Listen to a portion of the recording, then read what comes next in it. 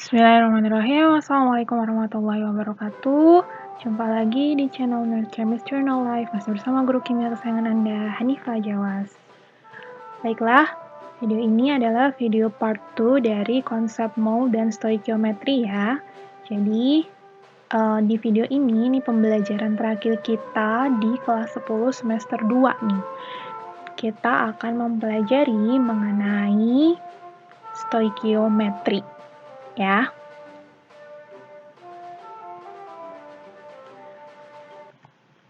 Jadi apa sih itu stoikiometri? Berdasarkan Wikipedia, dalam ilmu kimia, stoikiometri adalah ilmu yang mempelajari dan menghitung hubungan kuantitatif dari reaktan dan produk dalam reaksi kimia atau persamaan kimia. Kata ini berasal dari bahasa Yunani kuno, stoikion atau elemen, dan metron atau pengukuran. Jadi stoikiometri ini katanya mempelajari hubungan kuantitatif dari reaktan dan produk nih. Kalau misalnya ngomongin tentang hubungan kuantitatif berarti kan ada angka-angka ya, dinyatakan dalam angka-angka gitu. Makanya dari kemarin kalian lihat kita belajar ada hubungannya dengan konsep mol, itu kan semuanya berkaitan dengan angka dan persamaan matematis gitu. Oke, langsung saja ya. Misalnya, kita punya reaksi antara gas metana dengan gas oksigen menghasilkan gas karbon dioksida dan juga uap air.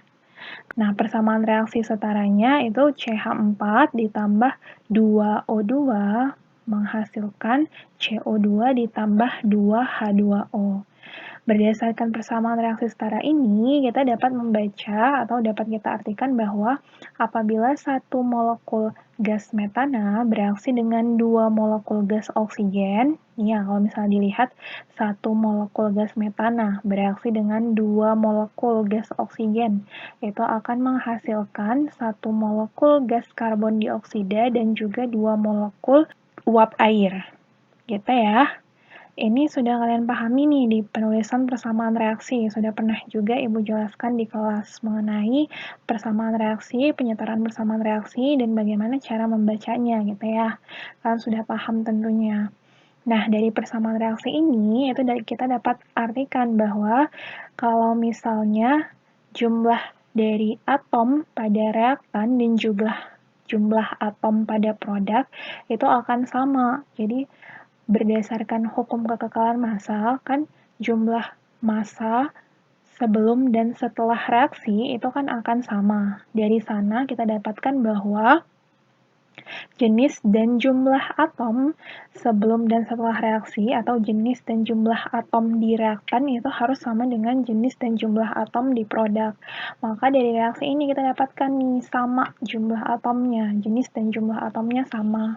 Ini kalian sudah pahami nih ya. Jadi kan karena tadi stoikiometri membicarakan mengenai hubungan kuantitatif ya, hubungan kuantitatif antara reaktan dan juga produk.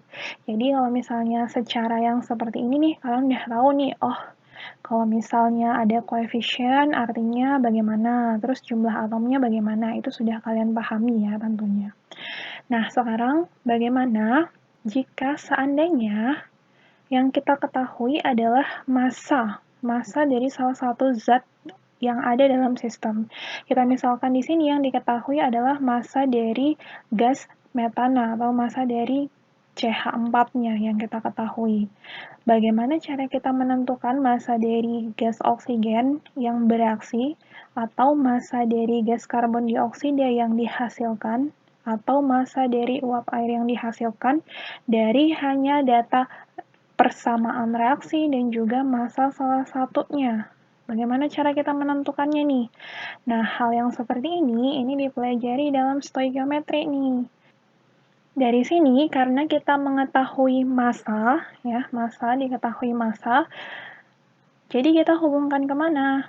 Nah, kita hubungkan ke mol. Ini makanya gunanya kalian belajar mengenai konsep mol tuh. Ya, ingat kembali konsepan molnya. Kalau masih banyak ragu-ragu harus dipelajari kembali molnya ini. Karena mol ini sangat berpengaruh terhadap pembelajaran kalian di stoikiometri. gitu. Jadi kalau misalnya ada suatu massa yang diketahui, ditanyakan massa zat lain dalam sistem, maka yang pertama kali kalian harus lakukan adalah mencari molnya. Apa kira-kira hubungan antara massa dengan mol? Masih ingat tidak? Betul ya, massa dengan mol itu dihubungkan dengan massa molar ya. Kalau kita mau mencari mol dari massa, maka kita gunakan massa molar. Ingat ya, massa molar. Bukan massa atom relatif. Massa molar dengan massa atom relatif nilainya sama. Perbedaannya adalah massa molar memiliki satuan yaitu gram per mol, sedangkan massa molekul relatif tidak memiliki satuan. Itu sudah berkali-kali Ibu jelaskan, bisa ditonton lagi di part pertama. Nah, kemudian dari mol yang diketahui, kita cari apa nih?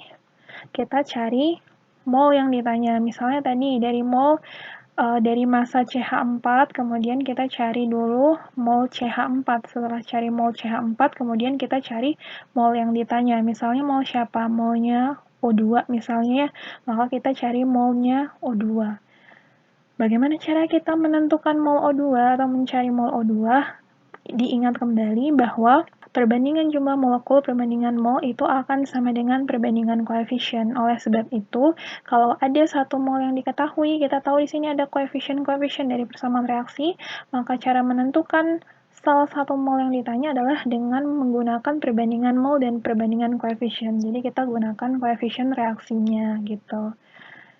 Setelah kita ketahui mol yang ditanya, karena kita ditanya massa ya, karena kita ingin mencari massa, ya sudah, berarti dari mol yang ditanya kita cari massa zat yang ditanya gitu.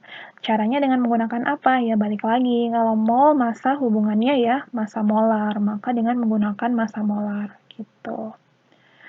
Nah, konsepan atau pendekatan yang seperti ini itu pendekatannya disebut dengan pendekatan dengan metode mol gitu. Jadi kalau misalnya kita mau mengetahui apapun yang ditanya dari soal nih, massa kah atau volume kah, itu konsepannya semuanya berhubungan dengan konsep mol. Maka di sini metodenya dinamakan dengan metode mol. Oleh sebab itu, ini pentingnya kalian di part pertama pahami betul mengenai konsep mol. Dari sini langsung kita coba saja jika misalnya kita ingin menentukan massa dari gas oksigen yang ikut bereaksi itu berapa sih? Caranya seperti yang tadi Ibu jelaskan, pertama dari massa, karena kita ketahui massa CH4 ya, maka yang pertama kita harus cari dari massa adalah molnya nih. Hubungan massa dengan mol itu akan sama dengan massa dibagi massa molar. Karena yang ditanya adalah mol CH4, maka di sini yang dimasukkan adalah massanya si CH4 dibagi dengan massa molar CH4. Kita masukkan seperti biasa, massanya itu 16 gram diketahui, massa molarnya kita cari ya. Jumlah dari keseluruhan AR, karena dia massa molar berarti ada satuannya nih, gram per mol. Maka di sini akan didapatkan jumlah mol dari CH4 itu adalah 1 mol. Jadi langkah pertama dari massa yang diketahui kita cari mol. Ini langkah pertama. Cari mol dengan menggunakan massa molar. Kemudian langkah kedua, jika kita sudah mengetahui mol yang diketahui ya, ini kan mol dari massa yang diketahui yaitu CH4, maka selanjutnya adalah kita mencari mol yang ditanyakan, yaitu molnya CO2, dengan menggunakan koefisien reaksi ya, yang ini dengan menggunakan koefisien reaksi. Nih, menggunakan koefisien reaksi, maka di sini gampang saja, mol yang ditanya itu akan sama dengan perbandingan koefisien ditanya per diketahui dikali dengan mol yang diketahui, gitu kan? Yang ditanya adalah O2, maka molnya O2 itu akan sama dengan koefisien yang ditanya. Si ditanya adalah O2 per koefisien yang diketahui. Yang diketahui adalah CH4 dikali dengan molnya CH4. Karena CH4 yang diketahui ini, tadi sudah kita cari. Nah, tinggal dimasukkan angkanya, koefisien O2 dari sini persamaan reaksi diketahui adalah 2, koefisien CH4 adalah 1, ini ya, 1, nggak ada, berarti 1, dikali dengan 1 mol, maka didapatkan molnya si O2 itu adalah 2 mol. Ya. Jadi langkah kedua adalah menentukan mol yang ditanya dengan menggunakan koefisien reaksi. Perbandingan mol sama dengan perbandingan koefisien, gitu.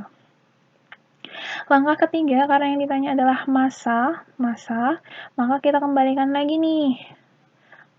Kalau tadi mol itu akan sama dengan massa dibagi massa molar, maka kalau massa itu akan sama dengan mol dikali massa molar. Maka tinggal dimasukkan nih massa O2 itu akan sama dengan molnya O2 dikali massa molarnya O2. Nah, berarti molnya ini didapatkan 2 mol tadi dikali dengan, karena dia O2 berarti ada 2 dikali ARO dalam satuan gram per mol ya, karena massa molar, maka didapatkan hasilnya massa dari O2 adalah 64 gram. Jadi didapatkan massa O2 yang bereaksi itu adalah sejumlah 64 gram gitu ya. Jadi mudah sekali ya dengan menggunakan metode mol, artinya apapun itu diubah dulu menjadi mol. Maka kalian harus bisa dan harus paham mengenai konsep mol. Part pertama. Oke, kita lanjut ya. Kita lanjut ke pembahasan pertama di video ini. Yang tadi itu masih awalan ya. Awalannya juga udah panjang banget kan, gak asik. Anggap aja asik, oke. Jadi pembahasan pertama di stoikiometri yaitu mengenai reaksi pembatas. Nah, ada questionnya nih. This stuff is difficult to follow at first, be patient. Sebenarnya reaksi pembatas ini awalannya agak susah ya. Bagi anak-anak tuh agak susah awalannya. Tapi harus semangat. Bersabar, pelan-pelan, pasti bisa. Kita langsung aja ke konsep reaksi pembatas. Misalnya kita punya wadah pertama. Wadah pertama ini diisi dengan gas hidrogen H2 ya, yang ini H2, dan juga gas nitrogen N2.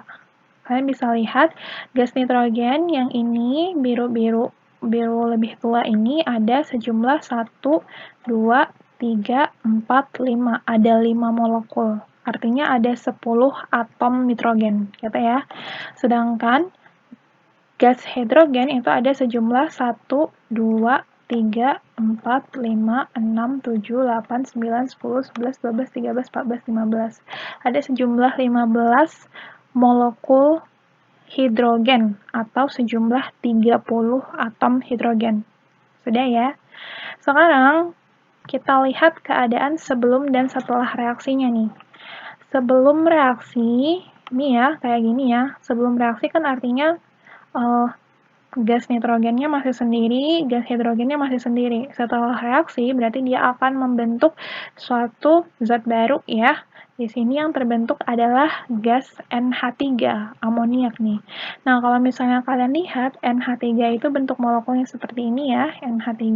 Artinya, satu atom nitrogen, ya, yang manapun boleh kalian lihat, satu atom nitrogen itu membutuhkan 3 atom hidrogen. Satu atom nitrogen berikatan dengan 3 atom hidrogen. Kalau kalian lihat sebelum reaksinya seperti ini nih. Artinya kalau kita punya satu molekul gas nitrogen, itu akan membutuhkan 3 molekul gas hidrogen. Karena satu atom nitrogen akan berikatan dengan 3 atom hidrogen. Artinya 2 molekul amoniak itu terbentuk dari 1 molekul gas nitrogen dan 3 molekul gas hidrogen ini ya. 1 molekul gas nitrogen, 3 molekul gas hidrogen membentuk 2 molekul gas amoniak gitu. Sama, ini pun juga nih, 1 molekul gas nitrogen dengan 3 mol gas hidrogen akan membentuk 2 molekul gas amoniak. Semuanya sudah berpasangan di sini. Artinya semua gas nitrogen akan bereaksi habis dengan semua gas hidrogen membentuk gas amoniak nih. Tidak ada yang bersisa lagi seperti sebelumnya ya kan? Betul? Sekarang, bagaimana jika kita punya wadah kedua nih? Di wadah kedua ada 1, 2, 3, 4, 5. Masih sama ada 5 molekul gas nitrogen. Namun hanya ada 1, 2, 3, 4, 5, 6, 7, 8, 9. 9 molekul gas hidrogen. Jadi yang tadi 15 berkurang menjadi 9. Apa yang terjadi jika gas hidrogennya berkurang? Kita lihat keadaan sebelum dan setelah reaksinya ya. Kayak gini, masih sama. Kalau kita lihat, seperti tadi, 1 molekul gas nitrogen itu akan bereaksi dengan 3 molekul gas hidrogen membentuk 2 molekul gas amoniak, NH3. Kalau dilihat, ini 1 molekul dengan 3 molekul, 1 molekul 3 molekul, 1 molekul 3 molekul. Nah, di sini ada yang bersisa nih. Siapa yang bersisa? Betul sekali, gas nitrogen yang bersisa ya. Artinya di sini gas nitrogennya itu berlebih. Nah, dia sebagai pereaksi yang jumlahnya lebih banyak, berlebih. Yang tadi ya, sama seperti contoh yang tadi, waktu karbon bereaksi dengan hidrogen itu, hidrogennya berlebih. Sedangkan gas hidrogennya bagaimana? Oke, tentu saja kita bilang bahwa gas hidrogennya kurang banyak. Kenapa? Karena masih ada nitrogen yang tidak bereaksi nih, tidak bereaksi membentuk NH3. Oleh sebab itu, yang kurang banyak atau yang jumlahnya sedikit ini, itu biasa kita sebut sebagai pembatas reaksi. Dia membatasi suatu reaksi. Kenapa? Karena jumlahnya sedikit nih.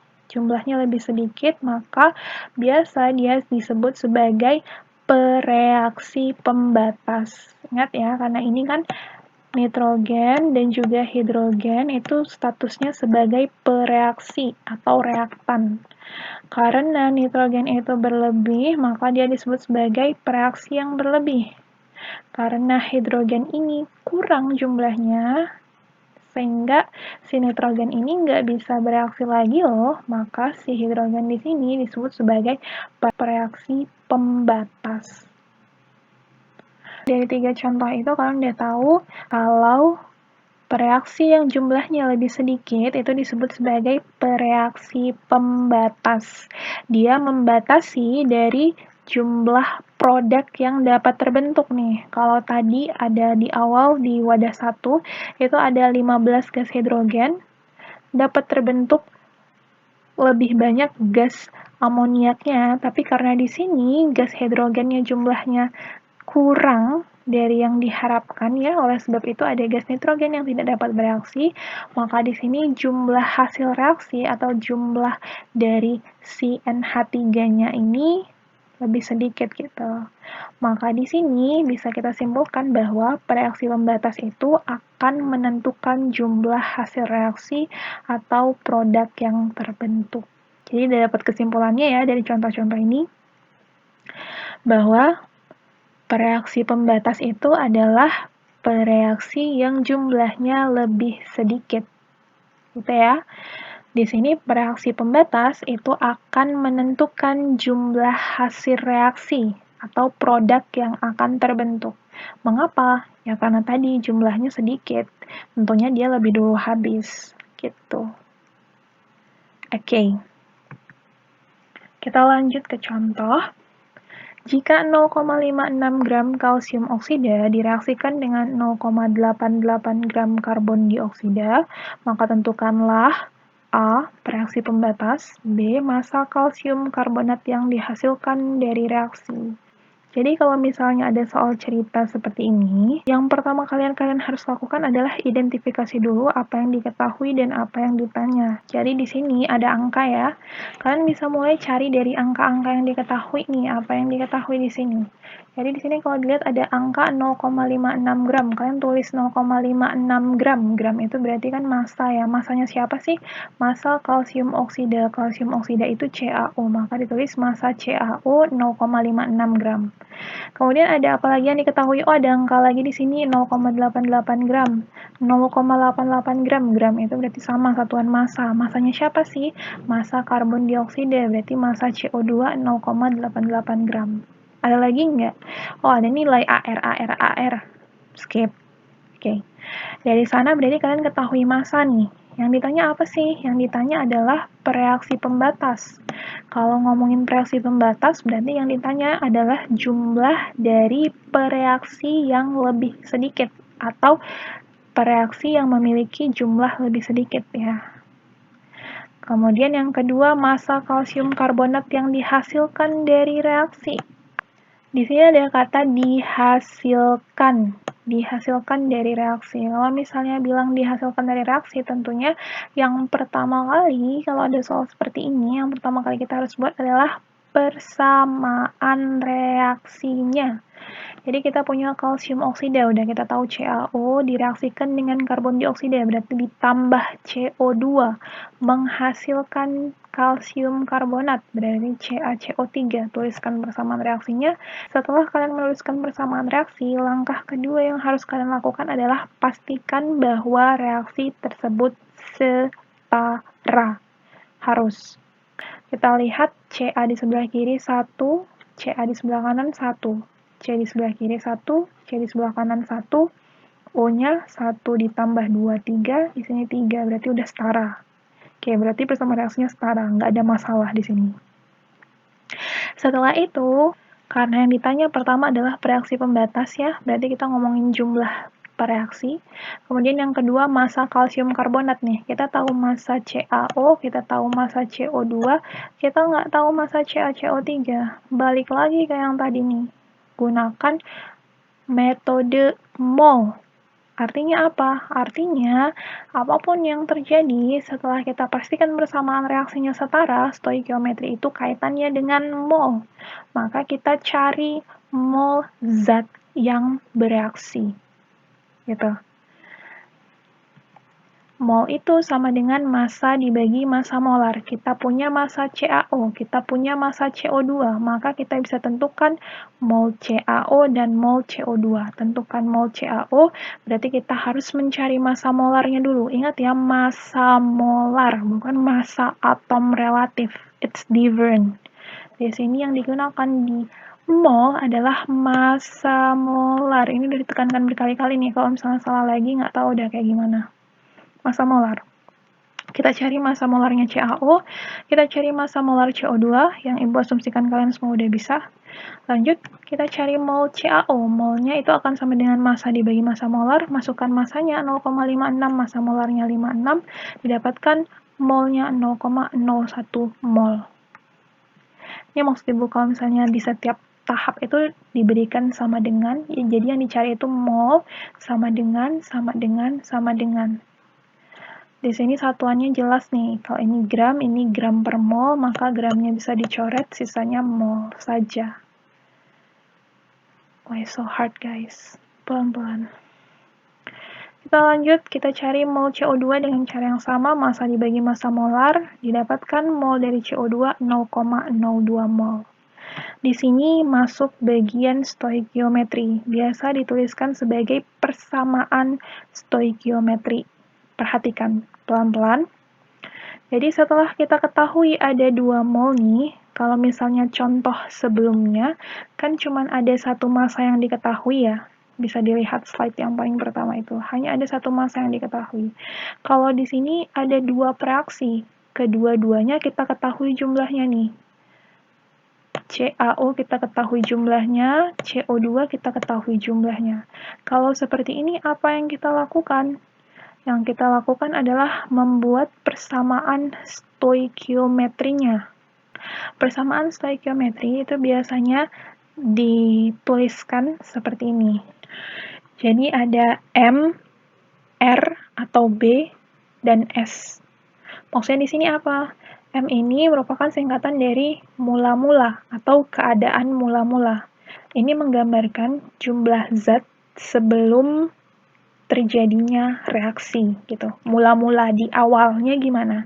Mula-mula disingkat M gitu. Maka biasa kita tuliskan aja M saja gitu.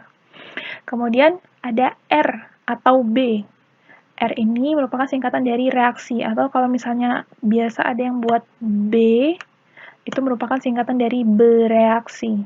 Maksudnya apa? Kalau tadi mula-mula menggambarkan bagaimana keadaan zat-zat sebelum terjadinya reaksi atau di awal nih, mula-mulanya gimana?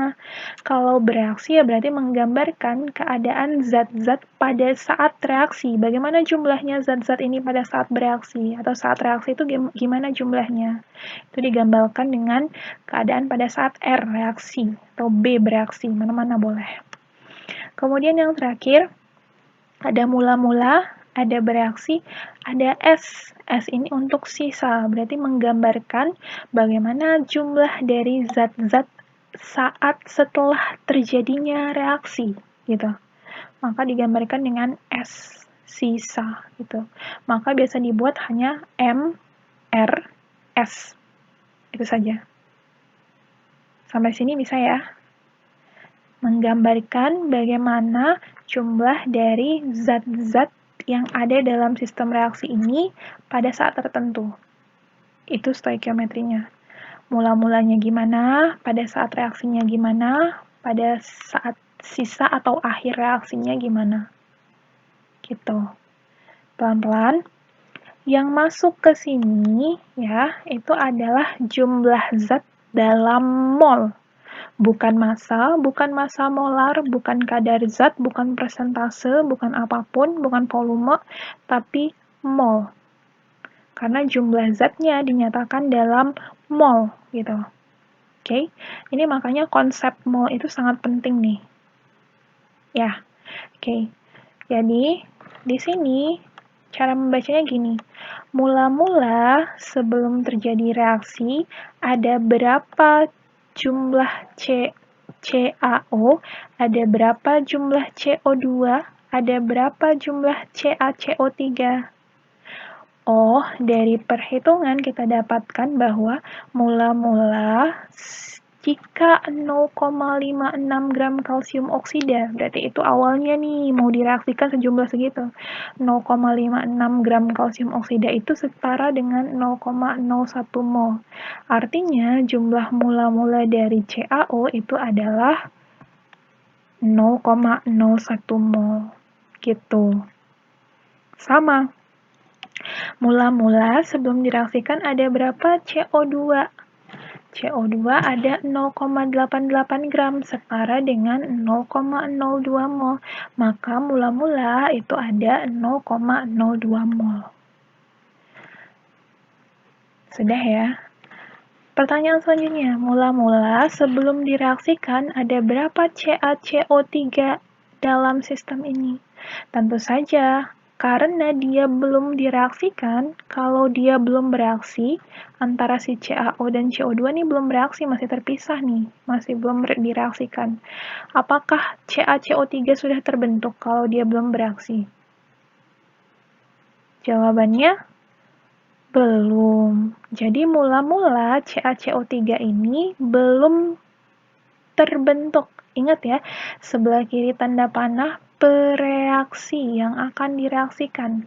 Sebelah kanan tanda panah hasil reaksi yang akan dihasilkan dari reaksi. Jika reaksi belum ada, belum terjadi, mula-mula belum ada reaksi, maka hasil reaksinya ya tentu belum ada. Maka di sini kita bisa tuliskan strip saja, 0 artinya. Belum ada zat yang terbentuk, belum ada CaCO3 yang terbentuk. Gitu. Sampai di sini sudah? Oke. Itu kita udah dapat satu baris ya. Set mula-mula. Sudah ada semua jumlahnya. Kita lanjut ke baris berikutnya nih. Saat reaksi. Kita harus tentukan berapa jumlah zatnya saat reaksi. Nah, kalau melihat konsepan saat reaksi, kita harus balik lagi ke konsep yang sebelumnya yang sudah kita bahas, yaitu mengenai pereaksi pembatas. Pereaksi pembatas itu merupakan pereaksi yang jumlahnya lebih sedikit. Pereaksi pembatas akan menentukan jumlah dari hasil reaksi yang terbentuk, gitu kan? Sekarang kalau kita punya 0,01 mol CaO, kita punya 0,02 mol CO2, kita reaksikan nih, perbandingannya sama nih, 1:1, karena koefisiennya ini 1, koefisiennya ini 1. Jadi nggak ada masalah ya. Kita punya ini 0,01, ini 0,02. Artinya apa? Artinya, nggak mungkin dong CaO-nya yang bereaksi sejumlah 0,02. Dari mana dia dapat lagi 0,01? Itu kan logikanya. Oleh sebab itu, pasti CaO ini yang akan menjadi pereaksi pembatas. Kenapa? Karena jumlahnya lebih sedikit, yaitu 0,01 mol. Pereaksi pembatas ini berarti dia yang menentukan nih, yang akan bereaksi itu sejumlah ini, karena aku hanya punya 0,01 mol, jadi yang boleh bereaksi cuma 0,01 mol gitu. Maka di sini saat reaksi, jumlah yang bereaksi adalah 0,01 mol. Sampai situ udah ya. Oke. Nah, kalau misalnya kita udah ketahui nih mol yang bereaksi di sini, maka gimana caranya kita mencari mol CO2 dan mol CaCO3-nya? Ya, gunakan perbandingan koefisien sama dengan perbandingan mol. Pelan-pelan, mol yang ditanya, molnya CO2, itu akan sama dengan koefisien yang ditanya, koefisien CO2 dibanding dengan koefisien yang diketahui. Yang diketahui di sini adalah yang menjadi pembanding. Berarti yang menjadi reaksi pembatas, mol pembatas, yaitu adalah CaO. Berarti koefisiennya CaO dikali dengan molnya si CaO. Koefisiennya 1 banding 1 dikali dengan molnya, yaitu pembatasnya 0,01 mol. Maka didapatkan mol dari CO2 yaitu 0,01 mol. Gitu ya. Kita dapatkan yang ini udah. Kemudian, gimana cara kita mengetahui pada saat reaksi itu terbentuk berapa CaCO3 sih? Sama, perbandingan mol sama dengan perbandingan koefisien. Karena koefisiennya sama-sama 1 ya, berarti 1 banding 1 dikali sama nih, pembandingnya masih yang ini, yang dibuletin, itu sama dengan 0,01 mol. Didapatkan hasilnya, mol dari CaCO3 yang terbentuk adalah 0,01 mol. Udah kita dapatkan baris kedua nih. Pada saat reaksi artinya bereaksi 0,01 mol CaO, bereaksi 0,01 mol CO2, terbentuk 0,01 mol CaCO3. Mantap. Dua baris.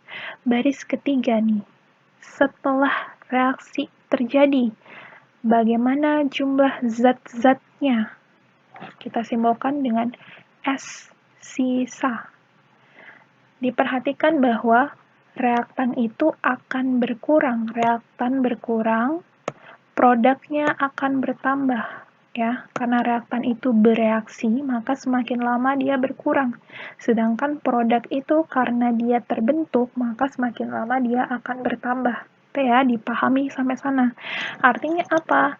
Reaktan sebelah kiri tanda panah. Karena dia berkurang ya, berkurang, maka awalnya ada 0,01 mol. Bereaksi 0,01 mol, maka di sisa akan tersisa berapa? Jawabannya tidak ada, habis. Ya kan? Awal ada 0,01, dipakai bereaksi 0,01, sisanya ya nggak ada, 0, habis. Sama, CO2, sama reaktan. Awal ada 0,02, bereaksi 0,01, maka sisanya berapa? 0,02 dikurangi 0,01 sama dengan 0,01. Kalau yang di sebelah kanan CaCO3 karena dia terbentuk, jadi cara bacanya awalnya tidak ada. Setelah bereaksi dihasilkan 0,01 mol, dihasilkan. Produk bertambah. Maka pada saat hasil akhirnya akan didapatkan sejumlah 0,01 mol. Sampai di sini bisa ya. Jadi intinya sebelah kiri tanda panah bereaksi berkurang, sebelah kanan tanda panah hasil reaksi bertambah. Tuh. Oke, lanjut. Dari sini berarti kita dapatkan nih yang menjadi reaksi pembatas. Jawaban untuk yang A yang menjadi reaksi pembatas adalah si CaO. Kenapa? Karena jumlah molnya lebih sedikit. Gitu ya. Sedangkan untuk yang B, massa kalsium karbonat yang dihasilkan dari reaksi itu belum kita dapatkan. Jadi dari persamaan stoikiometri ini baru kita dapatkan molnya aja nih 0,01 mol. Kalau kita mau mencari berapa masanya, ya berarti kita harus hitung kembali. Karena kalian masih ingat ya, mol itu sama dengan massa dibagi massa molar, berarti massa itu akan sama dengan mol dikali massa molar. Kita masukkan nih, maka massa CaCO3 itu akan sama dengan molnya dikali massa molar. Kita cari massa molarnya, CaCO3 berarti 1 dikali ArCa, kayak biasa ya, ditambah 1 kali ArC, ditambah 3 kali ArO, ini didapatkan massa molarnya 100 gram per mol. Kita masukkan molnya didapatkan ini yang tadi ya, karena yang ditanya adalah CaCO3, kalsium karbonat. Kalsium karbonat, ini kalsium karbonatnya, maka molnya kita gunakan yang ini. Sisa, berarti yang dihasilkan di akhir, karena yang ditanya adalah dihasilkan dari reaksi. Gitu. Makanya kita masukkan molnya 0,01 mol, massa molarnya 100 gram per mol, maka didapatkan massa CaCO3 yang dihasilkan dari hasil reaksi itu adalah 1 gram. Mudah ya? Jadi, diulangi lagi, kalau misalnya ditanya yang seperti ini, ya, pertama kali yang kalian harus lakukan adalah pahami dulu soalnya. Kalau perlu, tuliskan apa yang ditanya dan diketahui. Kemudian, langkah kedua, tuliskan persamaan reaksinya. Tuliskan persamaan reaksinya. Setelah kalian tuliskan persamaan reaksinya, langkah ketiga, pastikan bahwa persamaan reaksi tersebut sudah setara. Kenapa? Karena balik lagi kita ngomongin stoikiometri, berarti koefisien reaksi di sini memegang peranan sangat penting gitu. Oke. Jadi pastikan reaksinya sudah setara. Setelah itu, kalian bisa buat stoikiometri reaksinya nih, yang tadi ya. M, R, S. M untuk mula-mula, R untuk reaksi, S untuk sisa. Kemudian kalian tinggal masukkan nih, cara gampangnya cari satu deret, satu deret dulu, satu deret, satu deret, satu deret. Kalau dari bawah pun bisa, mana-mana tergantung data yang diketahui ya. Di sini yang masuk ke dalam persamaan stoikiometri reaksi itu adalah jumlah mol, ingat. Mol, bukan massa, bukan volume, bukan massa molar, bukan apapun, tapi mol. Setelah itu, baru dari sana, kalian harus pahami betul mengenai reaksi pembatas. Reaksi pembatas itu yang jumlah molnya lebih sedikit. Jumlah molnya lebih sedikit, dia akan menentukan berapa banyak zat yang dihasilkan dari reaksi tersebut. Gitu. Dari sana, maka kalian bisa tentukan apapun nanti yang ditanya di akhir. Tinggal bolak-balik rumus dari konsep mol aja. Gitu ya. Dipahami dulu aja cara membuat persamaan stoikiometri ini. Kita lanjut ke soal kedua. Sebanyak 4 gram padatan Fe2O3 Mr sama dengan 160 ditambahkan ke dalam 100 ml larutan HCl 0,6 molar menghasilkan feriklorida FeCl3 dan air. Tentukanlah massa Fe2O3 yang tidak bereaksi. Oke. Jadi di sini sama ya, pertama pahami dulu soalnya. Ya, kalau perlu tuliskan apa yang diketahui dan ditanya. Jadi dari soal diketahui pertama nih ada angka 4 gram, berarti masanya siapa sih? Massa Fe2O3. Massa Fe2O3 berarti sama dengan 4 gram. Kemudian apalagi yang diketahui? Oke, ada volume nih dalam mililiter ya. Volumenya siapa? Ditambahkan ke dalam 100 ml larutan HCl, berarti volumenya HCl, itu 100 ml. Nah, karena SI, satuan internasionalnya itu dalam liter, jadi ada baiknya kalian jadikan liter dulu nih, karena belum Ibu ajari untuk yang mili-milian gitu. Kemudian, diketahui MR.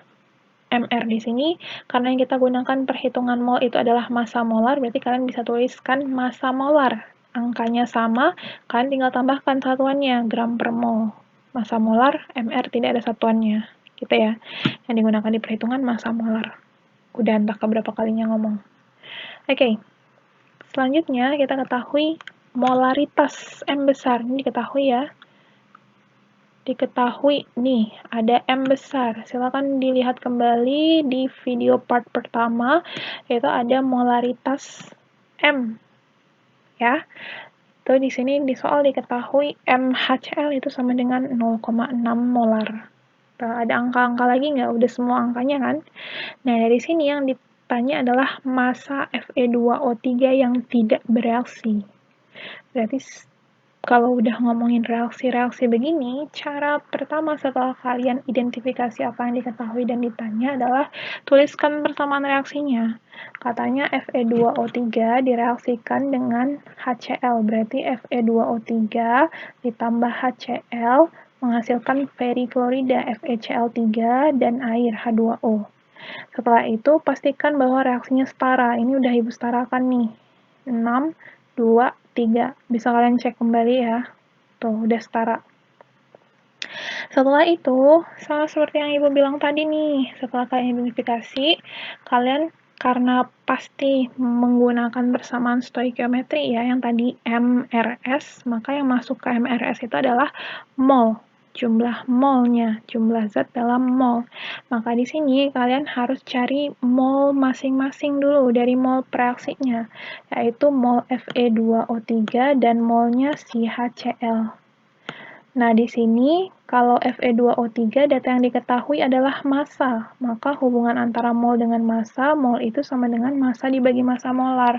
Berarti kita dapatkan molnya si Fe2O3 itu massanya dibagi massa molar, massanya diketahui 4 gram, massa molarnya 160 gram per mol, maka didapatkan mol dari Fe2O3 yaitu 0,025 mol. Berarti kita udah dapat nih Fe2O3 molnya.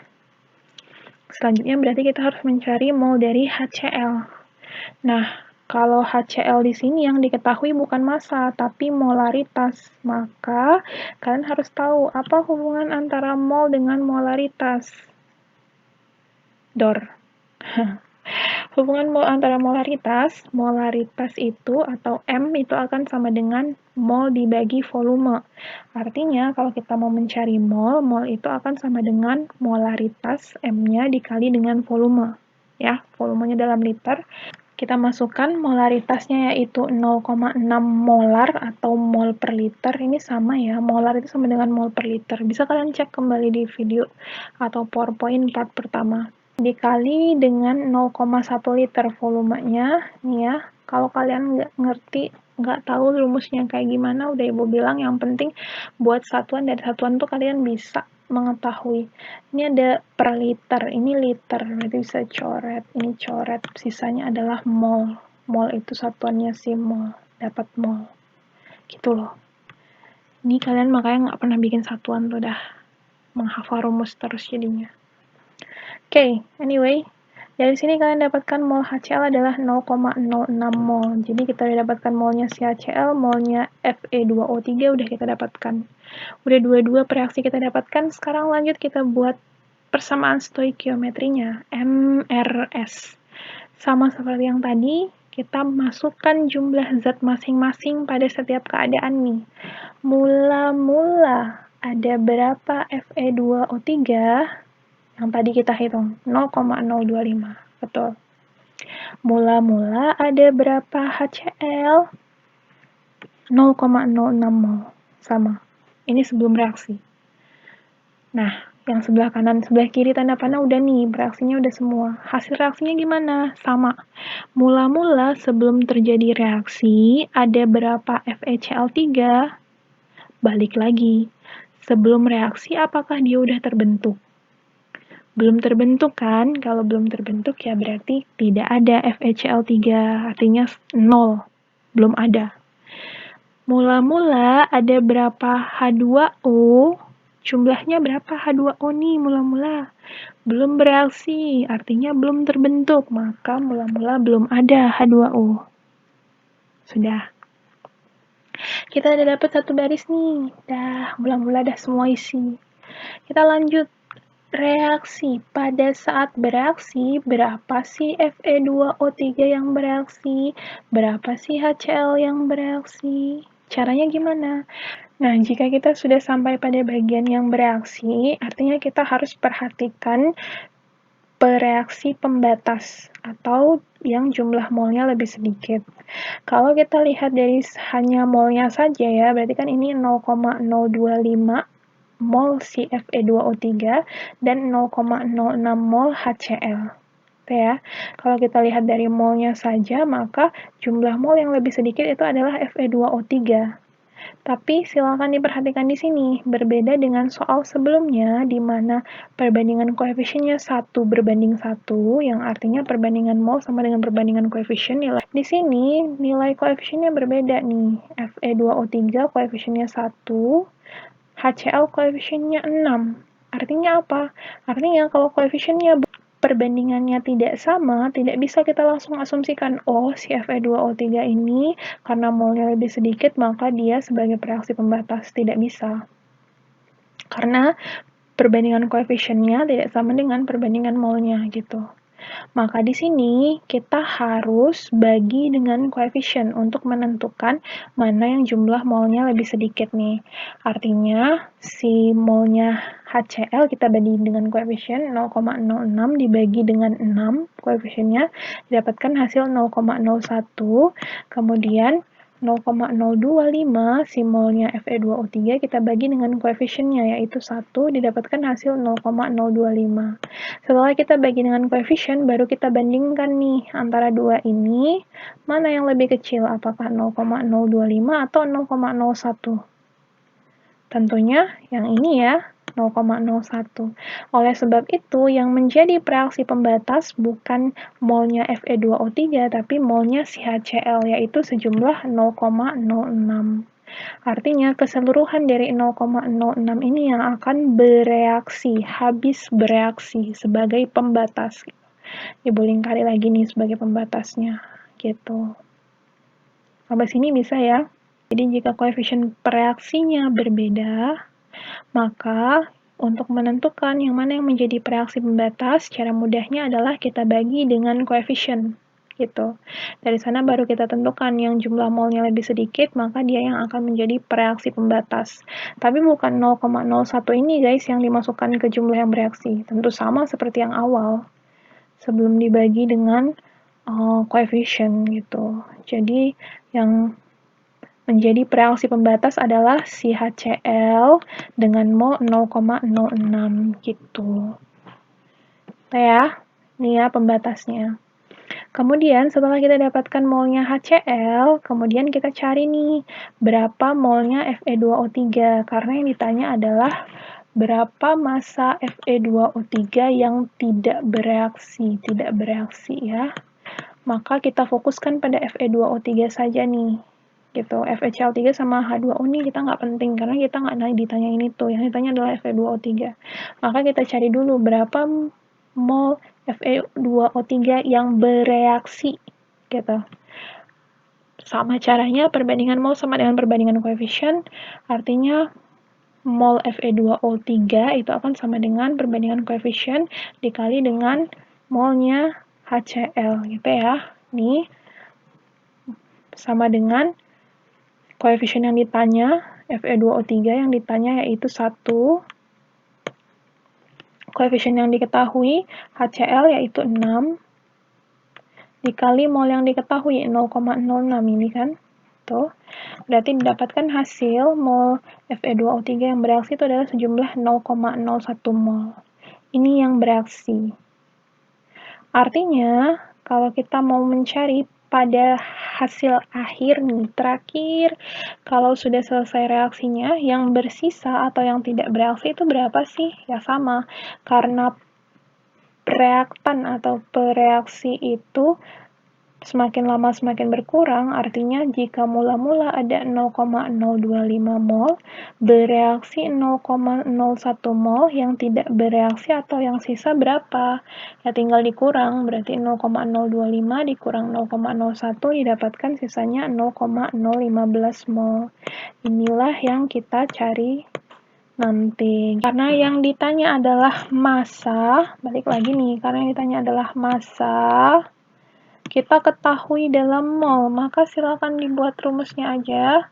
Massa itu sama dengan mol dikali massa molar. Dituliskan kembali, molnya kita dapatkan 0,015. Massa molarnya 160 gram per mol, maka didapatkan massa dari Fe2O3 yang tidak bereaksi atau yang bersisa itu adalah 2,4 gram. Sampai sini bisa? Silakan diputar diulang-ulang kalau misalnya masih belum paham ya. Intinya ini aja, persamaan reaksi, cari mol, masukkan ke stoikiometri reaksi, kemudian cari apa yang ditanya di akhir, entah itu massa, entah itu volume, entah itu kadar. Semuanya bergeraknya dari mol. Mantap. Soal ketiga. Banyak banget soalnya ternyata. Oke. Sebanyak 5,6 gram padatan Fe diketahui ArFe sama dengan 56 direaksikan dengan gas asam sulfat berlebih sesuai reaksi Fe ditambah H2S menjadi Fe2SO4 3 kali ditambah H2. Jika reaksi diukur pada keadaan di mana 10 liter gas N2 masanya sama dengan 14 gram, diketahui ARN sama dengan 14, maka tentukanlah volume gas H2 yang dihasilkan. Soalnya kayak gini-gini aja kalau stoikiometria, bosen. Intinya yang pertama adalah bisa jadi reaksinya sudah diketahui, bisa jadi reaksinya belum diketahui.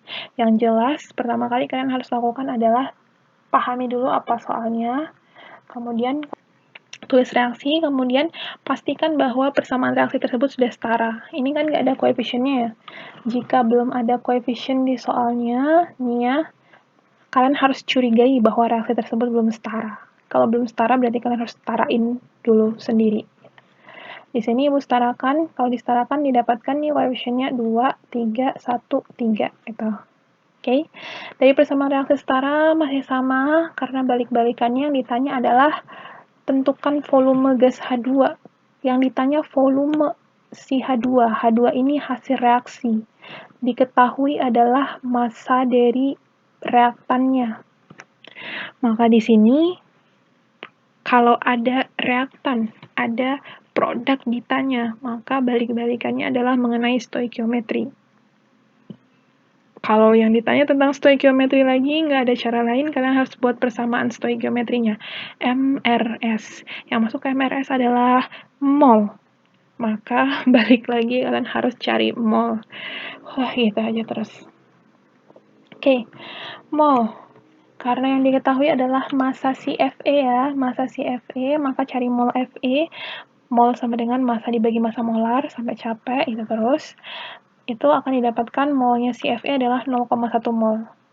Ya, nggak ada lagi yang diketahui selain itu kan. Maka kita masukkan molnya si Fe mula-mula sebelum bereaksi itu 0,1 mol.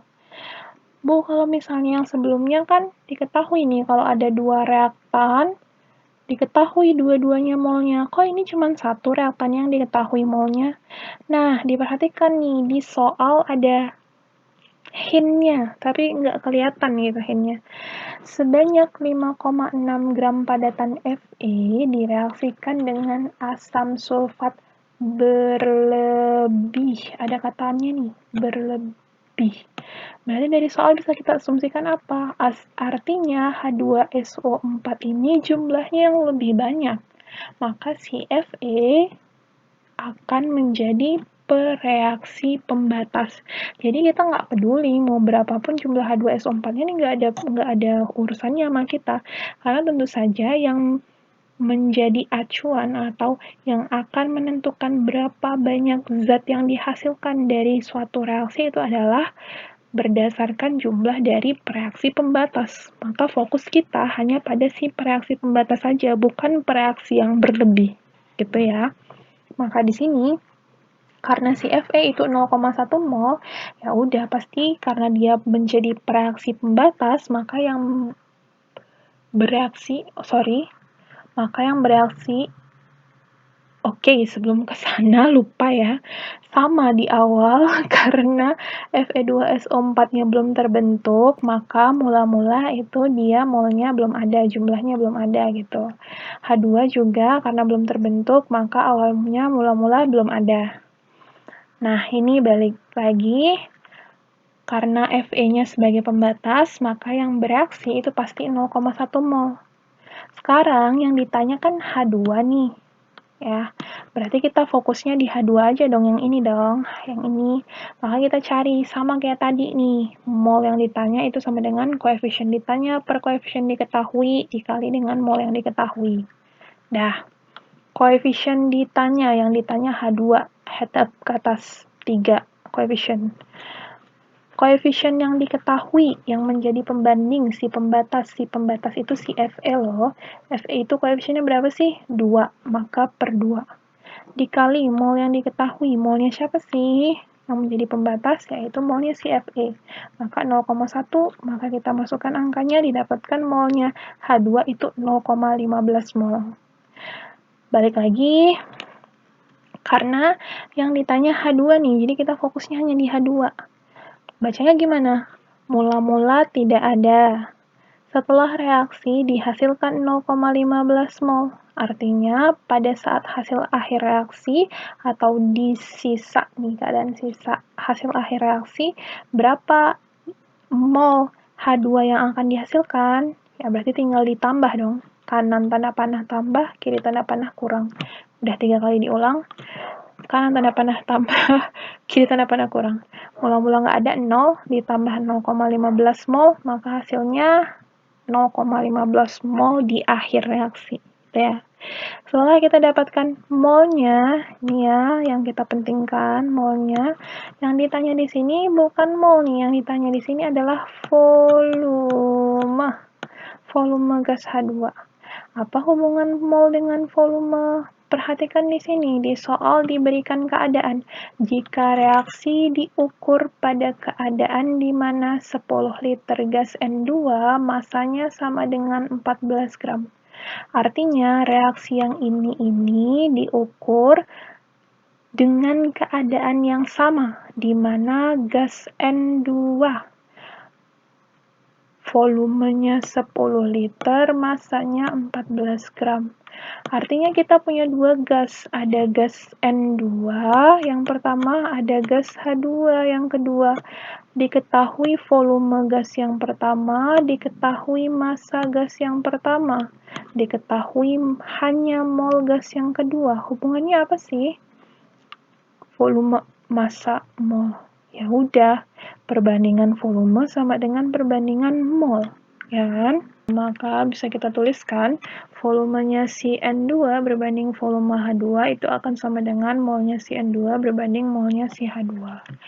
Karena yang ditanya adalah volume H2, ini sebenarnya sama aja ya. Mol yang ditanya per mol diketahui dikali volume yang diketahui. Volume H2 sama dengan mol H2 per mol N2 dikali volume N2.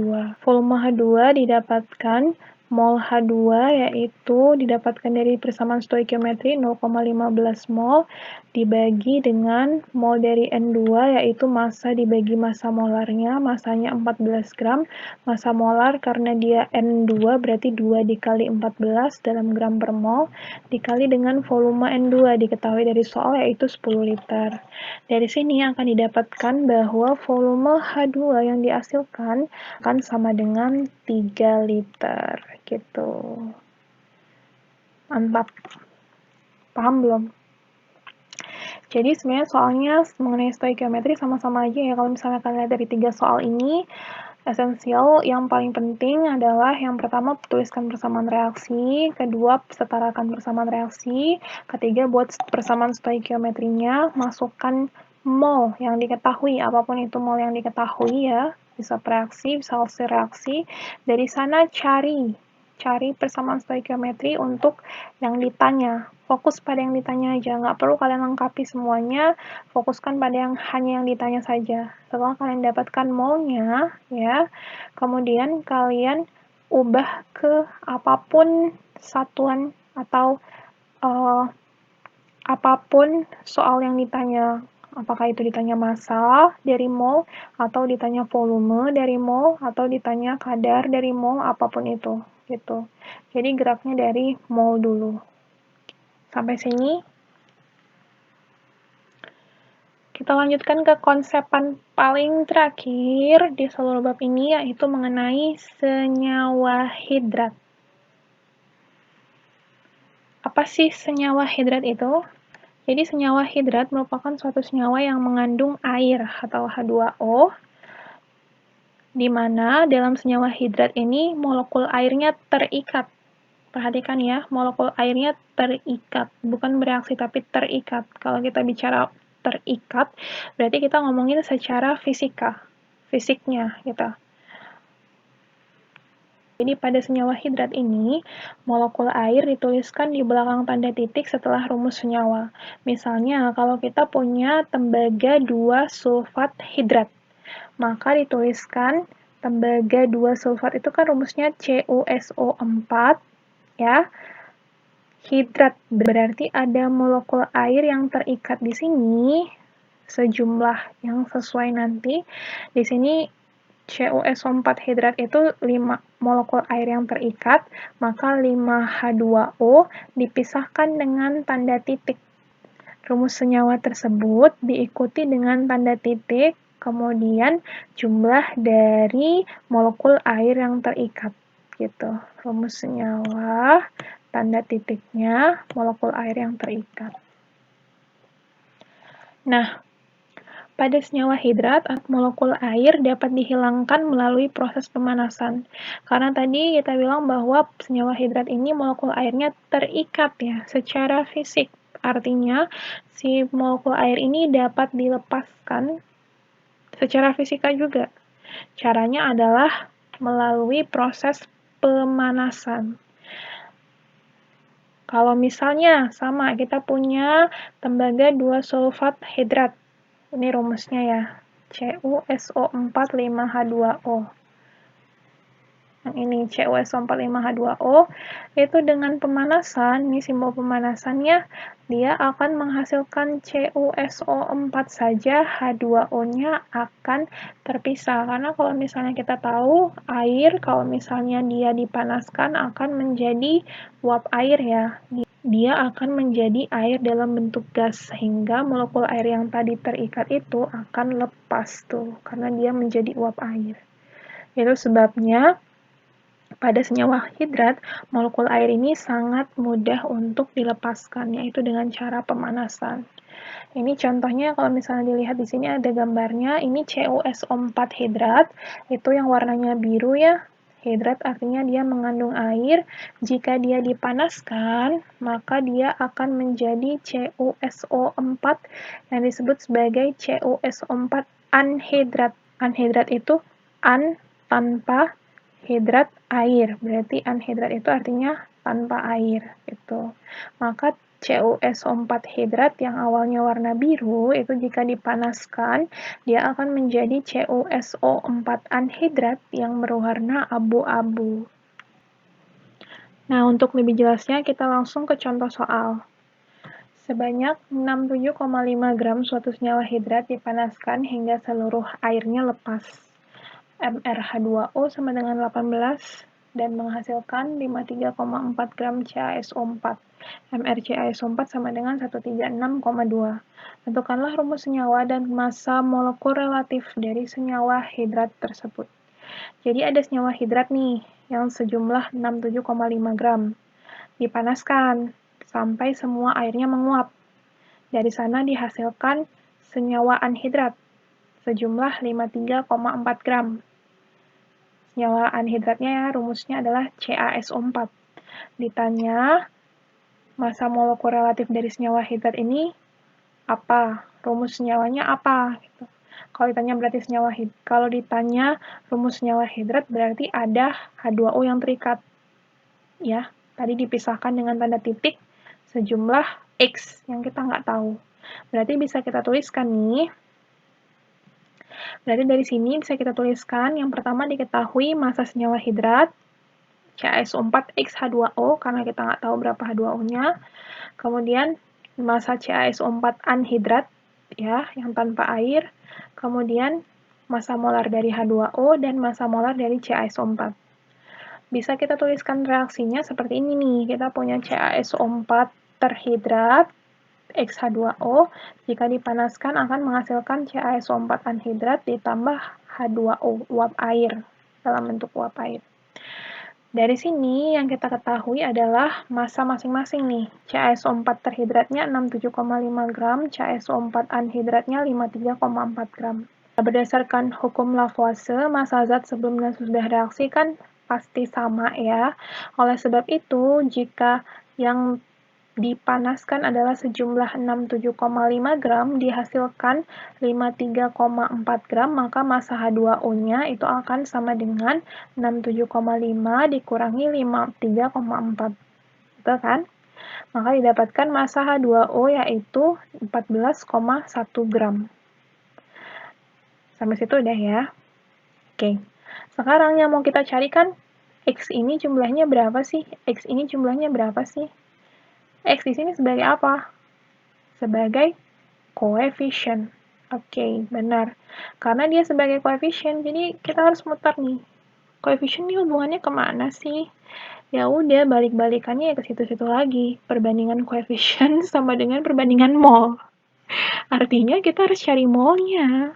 Udah, ini karena hubungannya konsep mol, pokoknya kemana-mana mol aja. Tuh, nggak usah mikirin yang lain-lain. Oke, jadi kita harus cari molnya H2O dan juga molnya CaSO4. Cari deh tuh mol masing-masing. Mol CaSO4 itu massa dibagi massa molar, diketahui dari soal semua, yaitu 53,4 dibagi 136,2. Molnya CaSO4 itu sama dengan 0,392. Sedangkan molnya H2O sama massa dibagi massa molar 14,1 gram dibagi massa molarnya 18 gram per mol. Didapatkan mol H2O yaitu 0,783 mol. Setelah kita dapat molnya, terus apa? Ya karena perbandingan mol sama dengan perbandingan koefisien, artinya kita harus bandingkan molnya. Ingat ya, dibandingkan, bukan dibulatkan mol ini. Itu yang kalian salah, dibulatkan. Why? Ini perbandingan, guys. Oke. Jadi ini ya, karena seperti ini berarti kita bandingkan molnya nih 0,392 berbanding 0,783. Maka kita dapatkan perbandingannya itu 1:2. Artinya koefisien CaSO4 itu 1, koefisien H2O itu 2 nih. Berarti dalam CaSO4 X H2O itu jika koefisien CaSO4-nya 1, koefisien H2O-nya adalah 2. Maka rumus dari senyawa hidratnya adalah CaSO4 2H2O. Artinya dalam CaSO4 itu terikat 2 molekul air gitu. Jadi untuk soal yang pertama mengenai rumus senyawa sudah kita pecahkan.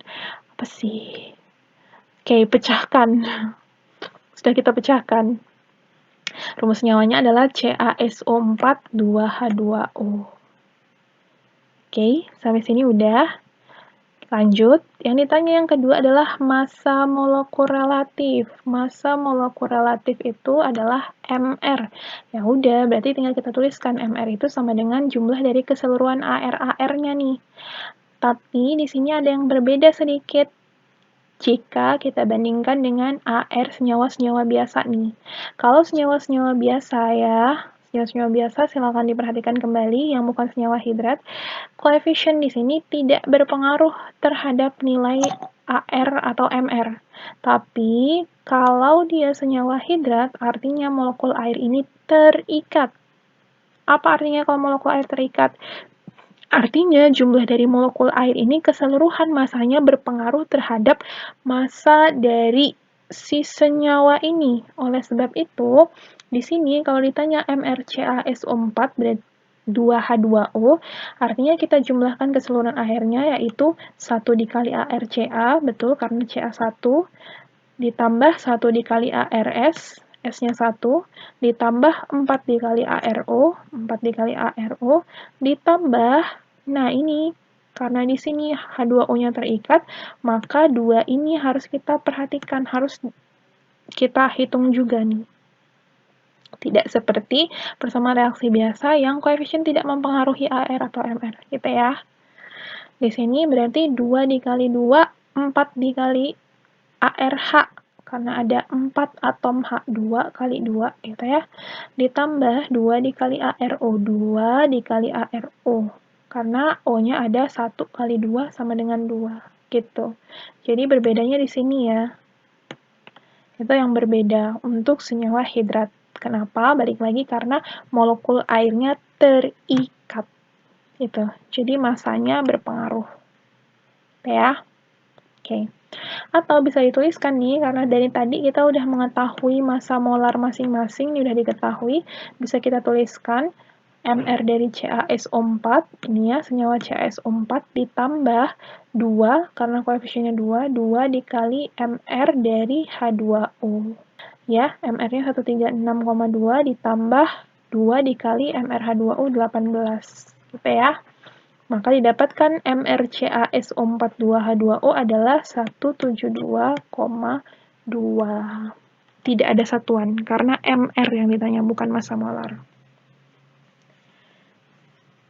Bisa? Mudah. Intinya pertama cari massa dulu, perbandingan mol. Yang dibandingkan adalah mol dari yang anhidrat dengan mol A2O, kemudian cari rumusnya. Udah selesai. Itu saja untuk stoikiometri ya. Jadi video ahli ini kesimpulannya adalah yang pertama, stoikiometri itu merupakan ilmu kimia yang mempelajari dan menghitung hubungan kuantitatif antara reaktan dan produk dalam suatu reaksi kimia. Hubungan kuantitatif, maka dari tadi kita belajar mengenai jumlah zat nih, jumlahnya gimana, yang digambarkan pada persamaan stoikiometri itu ada 3, bisa pada awal mula-mulanya, kemudian pada saat bereaksinya, kemudian pada saat akhir reaksi atau sisanya gimana jumlah-jumlah dari zat-zat yang ada dalam sistem, baik itu reaktan, reaksi atau produk hasil reaksinya gitu, digambarkan dengan persamaan stoikiometri. Nah, biasanya jumlah zat ini pendekatannya dilakukan dengan metode mol nih. Ya, maka kalian harus banyak-banyak belajar dan memahami kembali mengenai konsep mol. Bagaimana hubungan antara mol dengan massa, hubungan antara mol dengan volume, hubungan antara mol dengan jumlah partikel, hubungan mol dengan kadar zat, dan semuanya itu harus kalian pahami kembali gitu. Kemudian ada yang disebut sebagai pereaksi pembatas. Pereaksi pembatas ini merupakan pereaksi yang jumlahnya lebih sedikit. Ya, pereaksi pembatas ini nanti akan menentukan jumlah dari hasil reaksi yang akan terbentuk. Maka pereaksi pembatas ini sangat penting. Gitu. Kemudian yang terakhir kita belajar mengenai senyawa hidrat. Senyawa hidrat itu merupakan suatu senyawa yang mengandung molekul air atau H2O. Molekul airnya ini terikat. Biasanya senyawa hidrat dituliskan dengan rumus senyawanya tanda titik diikuti dengan jumlah dari molekul airnya, X-H2O gitu. Nah, senyawa hidrat sendiri itu molekul airnya dapat dilepaskan secara mudah, yaitu dengan cara memanaskannya. Jadi, kalau senyawa hidrat dipanaskan, itu akan menghasilkan senyawa anhidrat. Anhidrat. An tanpa hidrat air. Tanpa air, ditambah dengan molekul air yang sudah berubah menjadi uap air. Gitu. Karena kalau dipanaskan, airnya berubah menjadi uap. Oke. Itu semua yang sudah kita pelajari untuk hari ini. Semoga bisa dipahami pelan-pelan saja untuk stoikiometri, pelan-pelan saja. Pelan. Oke. Oke. Kita ya. Semoga bisa dipahami semuanya. Ini video terakhir untuk semester ini. Setelah ini sungguh menyedihkan. Intinya kalian harus bisa tetap semangat ya belajarnya pelan-pelan. Mulai dari konsep mol dulu, diulang-ulang kembali video part pertama, kemudian ke video part kedua. Tidak ada yang sia-sia dalam sebuah pembelajaran, tapi dengan syarat mau berusaha atau mau belajar. Itu saja untuk video part 2 mengenai konsep mol dan stoikiometri. Selesai sudah perjumpaan kita pada semester ini. Semoga apa yang diberikan pada semester ini bisa bermanfaat. Sampai jumpa lagi insya Allah di semester depan. Oke? Ya. Terima kasih atas perhatiannya. Semoga apa yang diberikan di video ini bisa bermanfaat untuk kalian, bermanfaat juga untuk ibu yang membuat. Ibu tutup. Sekian. Assalamualaikum warahmatullahi wabarakatuh.